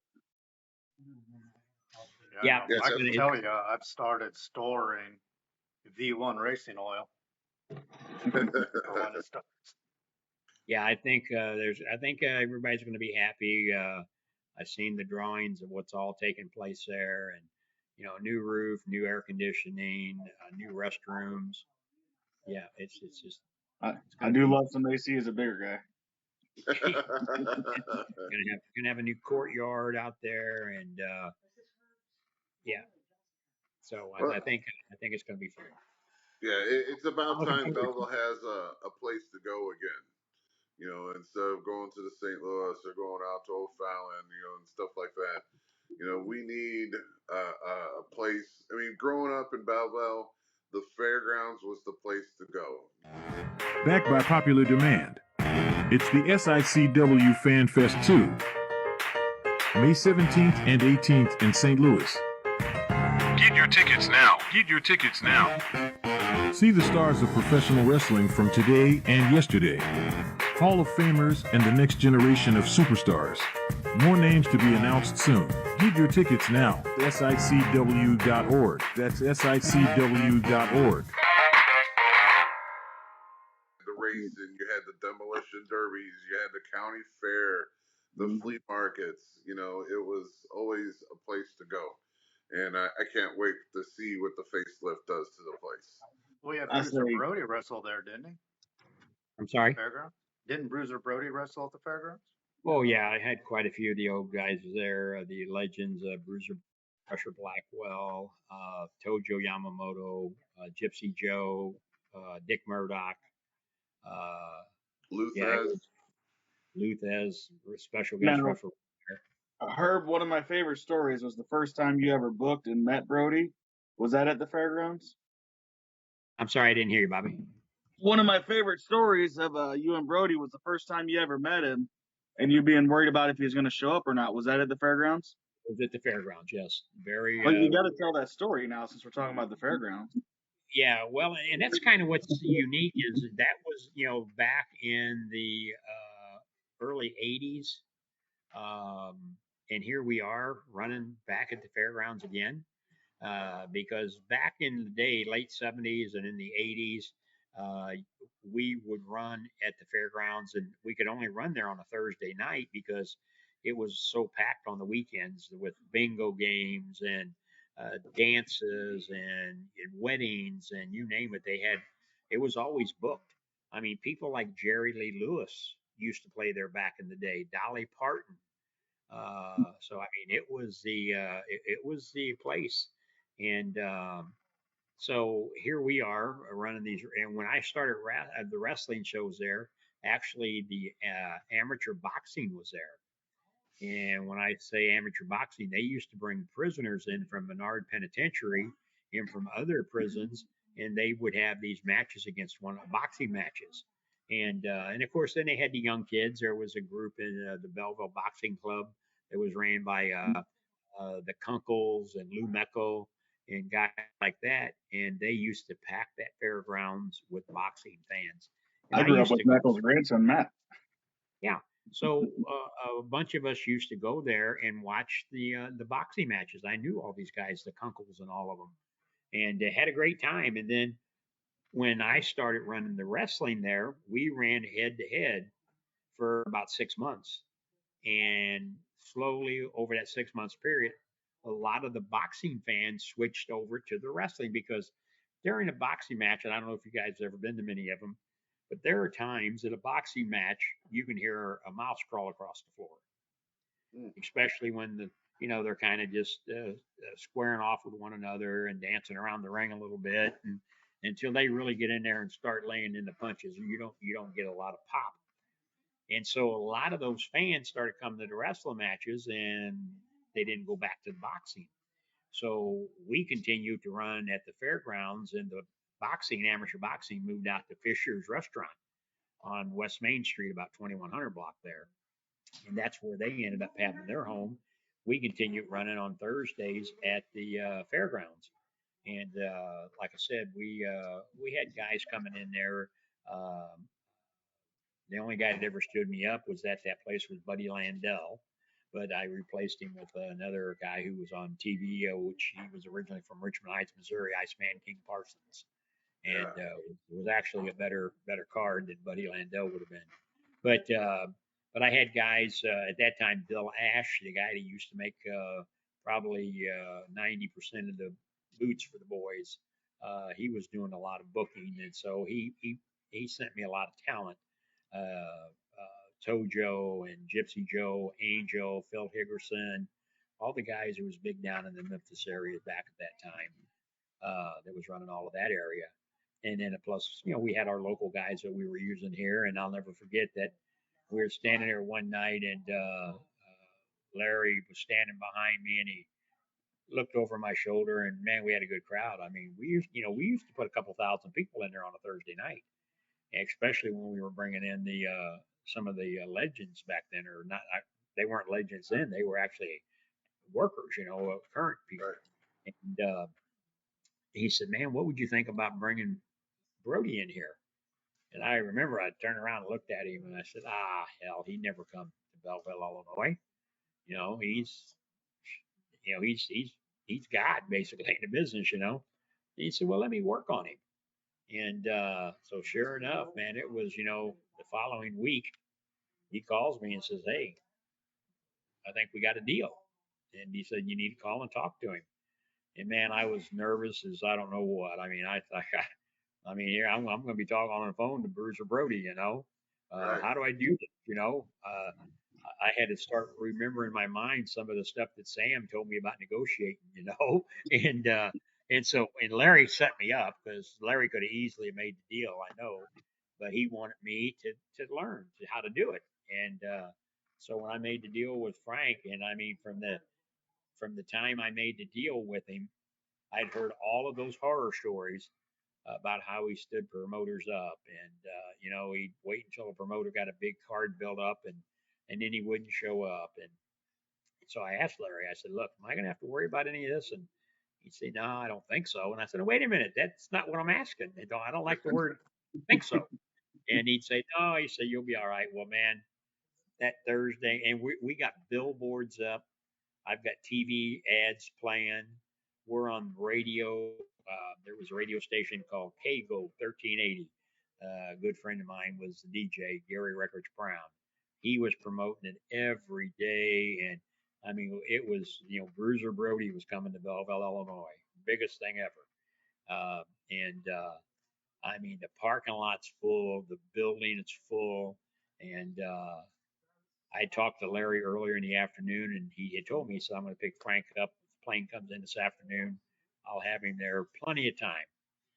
We started at 8 o'clock back then. Doors open at 6:37 back then, and I'm standing out there underneath that canopy where you guys all go out, and because we come in the side doors back then, and I mean there was so much noise in that building of the chant of Brody, Brody, Brody. I swear the walls were doing like this, and I'll never forget. I'm pacing underneath that canopy, and I'm looking out towards the road. More fans are coming in, and my wife comes to the side door and she says, "Herb, do you hear what's going on?" I said, "What do you mean?" She said, "You hear that in there?" And I said, "Yeah." And she says, "What are we going to do?" I said, "What are we going to do? You're going to have to go back in there and tell him he ain't here because I'm leaving." And so as we're standing there kind of tit and tatting, she's, "No, I'm not going back in there." And I saw a car pull in through the gate, and I said, "That looks like Larry's Buick." And as it got closer, I mean, he was just tooling into, I think he had cruise control set on about 1 mile an hour. They both knew that I was nervous, They had to. And they pulled in, and I had a parking spot right there to the front. And they pulled in, and I can see him there, right there. Just he got out of that car, and he's putting his hair back in a ponytail like he always did. Had his tennis shoes on and a pair of shorts, and that time I was about 475 pounds, and he walked up to me and he stuck his hand out and he says, "I bet you thought I wasn't coming, didn't you, big boy?" And I'm holding it. We're doing the little handshake there, and I looked up at him and I said, "Nah, I never worried about it. Come on, let's go inside." And sweat running down my brow. I mean, down my back. I thought, man, I can't go in there and tell these people he's not coming. But I got to, so that was my first time booking him, but I got to know him so well after that, and then I got to hear the whole true stories of why he'd have trouble with promoters and how they would try to screw him and we'll catch you next time and then it might be 2-3 months before they'd ever think about booking him but he would never ever forget and he'd let them build up the big storylines and because he was a guy that come in when you wanted to put butts in the seats. He did that to the Bruiser. Bruiser owed him money and Bob Geigel and those guys owed him money and they put a big show together at the Fox High School over in Arnold, Missouri, and he was going to be him against the Missing Link, and they'd advertise that on the TV shows, and it was going to be, and it was a sellout. In fact, Brody asked me, he said, "Hey, do me a favor, would you go to that show?" He said, "I want to know what they announce," and I'd already told all of our fans because they was all going. I said, "Save your money, I'm telling you, he's not going to be there." "Oh yeah, they're advertising him, man, every Saturday night. Bruiser Brody against the Missing Link at the Fox High School. He's not going to be there, I'm telling you." And so I go over there and we're sitting up in the bleacher, a bunch of us, and man, the same thing, Brody, Brody. And there was a ring announcer for Kansas City Group at that time named Terry Garvin. I don't know if you remember him or not, but they do one match, an opening match. He comes out and gets in the ring and starts the old dog and pony show. Hey, thank you for coming. We do have a special announcement to make. Due to weather conditions, unfortunately, Bruiser Brody will not be able to make it tonight. But for your enjoyment, we're going to throw together a battle royal. And you talk about almost a riot. And of course, I'm sitting up in the grandstand. I'm just, I said, "Hey, I told you it's well." But that's the kind of stuff that he didn't like, promoters trying to get over on him. And, but I mean, never, ever did I have one issue with him. And, I mean, the week before he got murdered in 1988, he was with us. I had a bar in Cahokia, Illinois called Mickey's Emergency Stop. And we were celebrating our 1 year anniversary, and he was with us all weekend. And the fans, I mean, they stood outside waiting to get in to see him. And it was a great weekend, and we talked about the hazards of him traveling all over these foreign places. And I even remember asking him, "Does it ever bother you?" And he said, "Hey, Herb, I got to feed my family. Yeah, I worry about things like that." And damn, 7 days later, he left out that Sunday, and 7 days later, I get the call from Larry. In fact, I was over at the place called Whitey Herzog's Beer Garden down at Union Station that Sunday evening, and didn't have cell phones back then. All I had was one of those little bitty pagers about this big that all it came up was the number. If you call me, you put your number in, I call you back, and off, and it's 234-8814. I said, "Hell, that's Larry's number." So I went to the payphone and I called him, and man, he's bawling on the phone. And I said, "Larry, what's wrong?" And he said, "Frank's dead."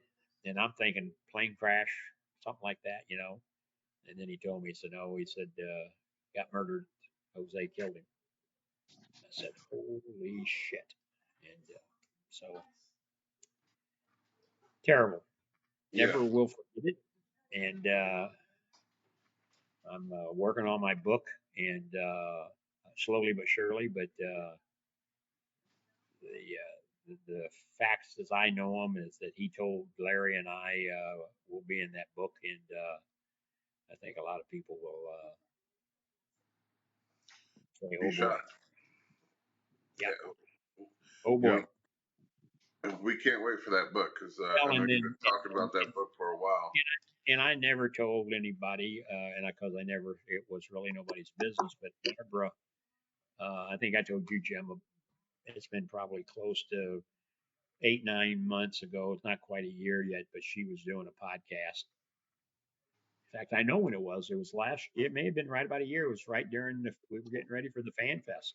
Yeah. And she was doing a podcast, and she had mentioned on there that the business relationship that Frank and I was getting into, and I'm listening to the podcast, and I'm going, "Holy crap! What is she doing? What is she doing this to me?" Because I knew it was going to get the phones to ringing. Right. And after she got off the podcast, I called her and I said, "Hey, I love you to death, but why did you put that information out there?" And she said, "Herb, it's time that people know more than that you and Frank were more than just the wrestling business, what you were doing." And I said, "Yeah, but it's really none of their business what we were going to do." And I've mentioned that now once or twice, just like I'm doing tonight, because if anybody heard that, they all know it. And but I always thought that was kind of sweet of her to do that, because I never did, and I never would have.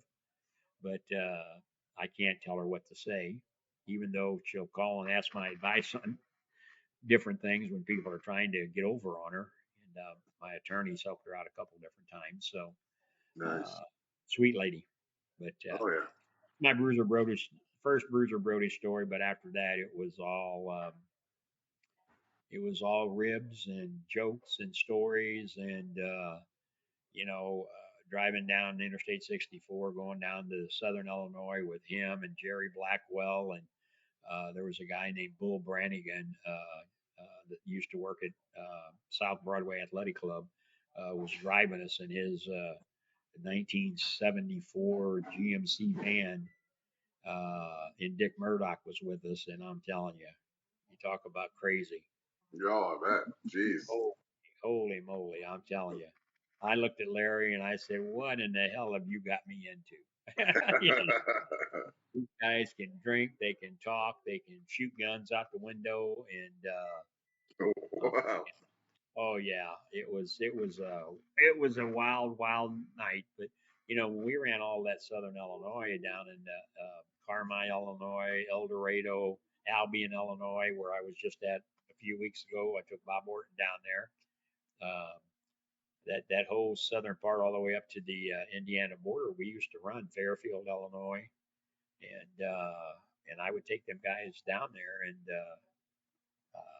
Dick Murdoch, Greg Valentine, George Wells, some names you guys probably haven't even heard, but if you Google them, you'll see they were on the Wrestling at the Chase, and yeah, it was.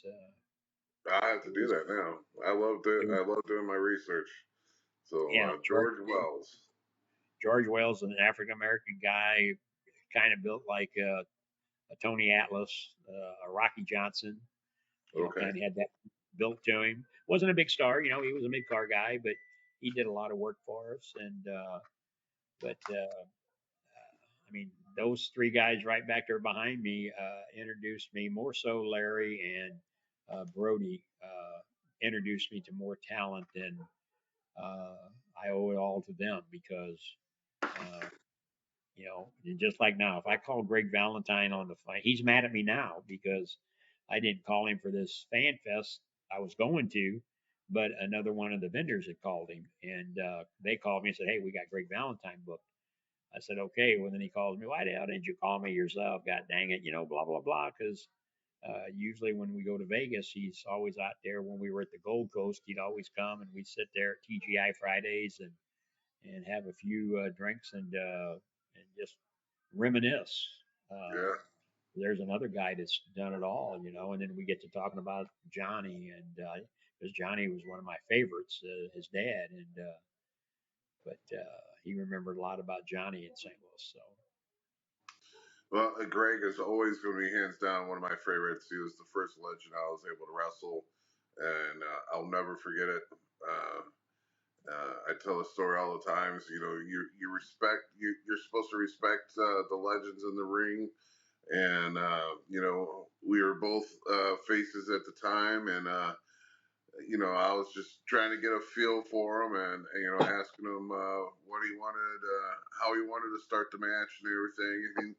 And he kind of laid it out for me, and then me being green in the business, we started the match, and everything that he said didn't even happen. Well, it could have happened, but it wasn't in the order he said he was going to do. And it was a great match. I loved it, but first couple years in the business, and I'm thinking, what the hell did I just do? What? But it was great. It was an honor. So he'll always be in my book one of the all-time greats. yeah, great guys, and I mean, I just somebody asked me a year or two ago. I remember, who was one of the worst guys that I've ever dealt with. And I'll be honest with you. I mean, I've had a relationship with all of them to where I've always respected them and they've always paid in. That's what I was always taught from Sam. You treat the boys right and they'll treat you right. And I think you guys may agree. I try to treat the boys in our locker room that way. You know, um, Definitely. I I respect the guys for what they do. Um, all of yous, and that's what Sam always said. And if you listen to Teddy Long and Mac Davis, Teddy Long brought that up, and that I didn't solicit that what he said. Teddy said, Herb, you've always treated us right, and that's what this business needs is more people who respect it and respect the talent, and you've went above and beyond to do that, and so coming from a guy like Teddy Long means a lot to me. It Definitely. may not mean nothing to nobody else, but it made me feel good to hear him say that. And of course, then Mac has just been great. He does those commercials for me, and he's got that radio voice that Yes. they talked about him at the racetrack today because that's one of the ones that they're going to start airing. And they said, well, "Who does that for you?" I said, "He's a friend," and they said, "Well, that's pretty cool the way he did it." So, and Oh you yeah. meet guys over in this business, but it's as you guys know, if you get that bad reputation, you might as well go look for something else to do because the word will definitely spread on you. Yeah. And I don't want that. I take pride in what we have done, and when I get these promoters from around the country that call me and talk about the CAC or whatever, and some of them I don't even know. They just randomly they'll find my number or they'll hit me up on Messenger and say, "Hey, can I call you on the phone?" And then they'll start asking questions, and that's how I built that phone tree as far as my black book, as we all call it. Yeah. Every good promoter's got a black book, and uh, you either tear it up and burn it, or you have it buried with you. Because a lot of these guys don't want their numbers to get out to just anybody, Yeah. And so that's why I've had a lot of people ask and volunteer that, hey, I'll go pick up some of these legends on for the Fan Fest, and you know, as you know, some of these guys are very particular. Um, so I try to pick up as many of them myself as I can. My son-in-law does a great job.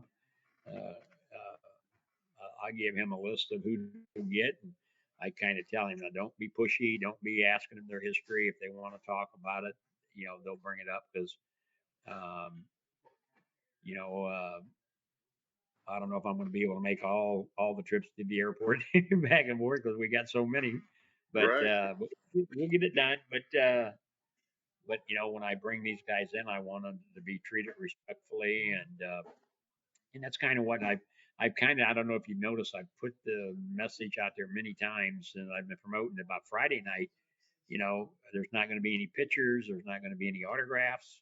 I've told the talent because, as you know, I love these fans, I love them dearly, but there's some of them that will go and camp out at the airports. They'll camp out at hotels, and because then they don't want to pay to come to the fan fest or to the show, but they'll come in there on Friday night or whatever, and they'll want to get all this done, and then so they don't have to come on Saturday. Yeah. And so I've told the guests that, be respectful to them, but just tell them, hey, that's what tomorrow's all about. Friday night is a VIP party. I want you to come in and enjoy yourself, and they're supposed to have some hors d'oeuvres set up and everything, and then let Bill After entertain everybody, and then we can go out in the bar and have a drink and then get ready for Saturday. But I don't want people in there, hey, sign this, hey, let me take a picture with you, and that type of thing. So. Right.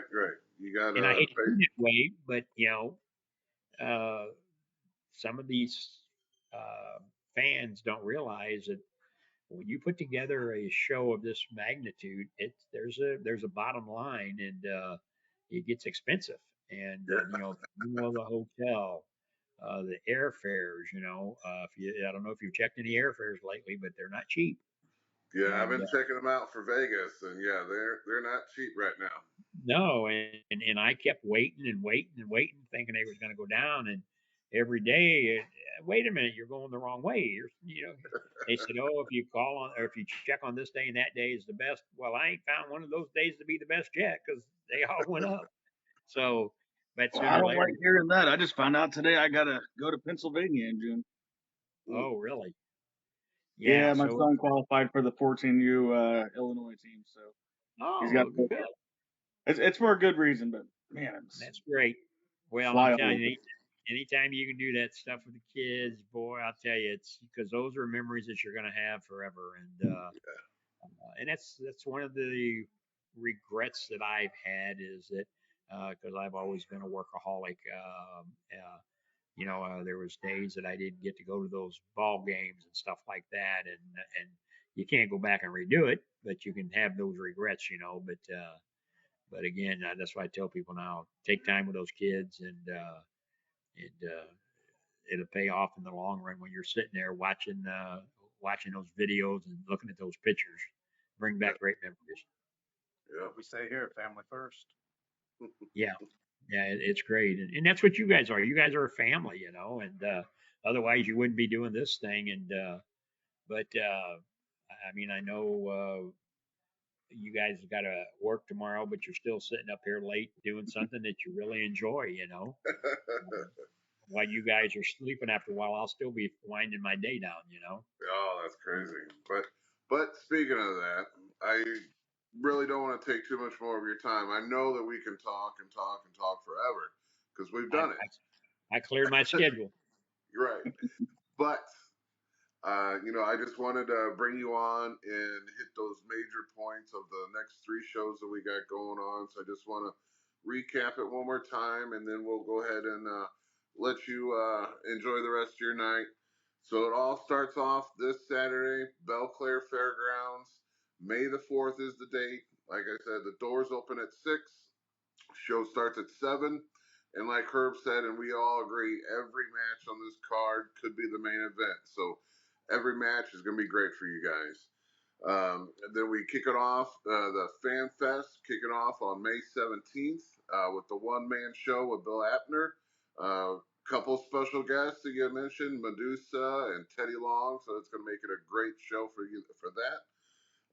Followed by that Saturday, May 18th, we have, of course, the Fan Fest. You know, you're going to get a few hours to actually communicate, get pictures signed, and have pictures taken with all the legends. Almost damn near 70 legends are going to be in the house. St. Louis Hall of Fame, we're going to have Bob Orton Jr. inducted. We got Gary Jackson going in for the Sam Mushnick Award. And then a couple others, but then we're going to end that night, of course, with the SICW Wrestling show. And Bruiser Brody, Larry Matisic, Tony Costa, Battle Royal. So it's going to be one hell of a weekend.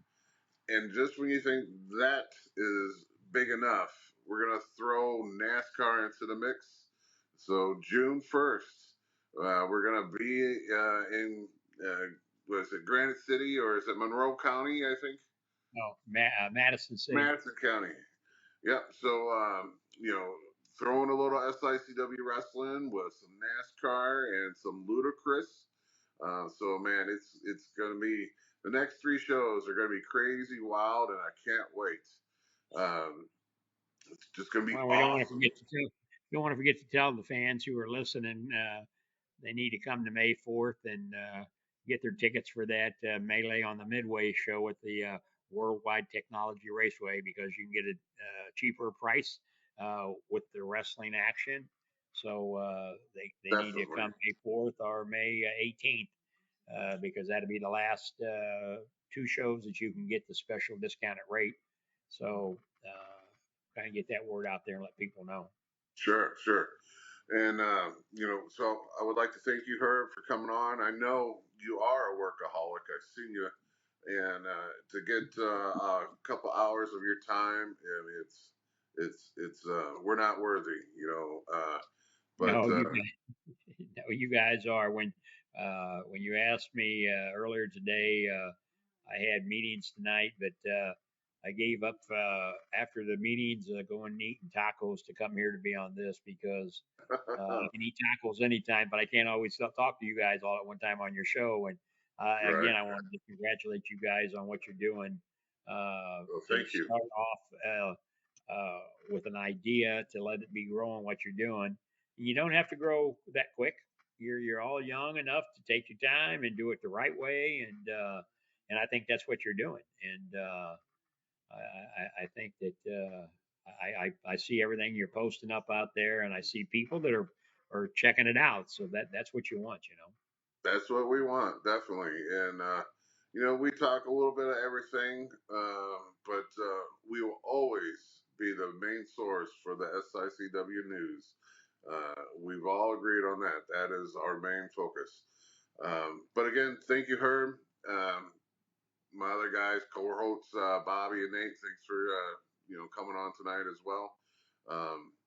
But from everyone from the Squared Ring Podcast, we like to say thank you.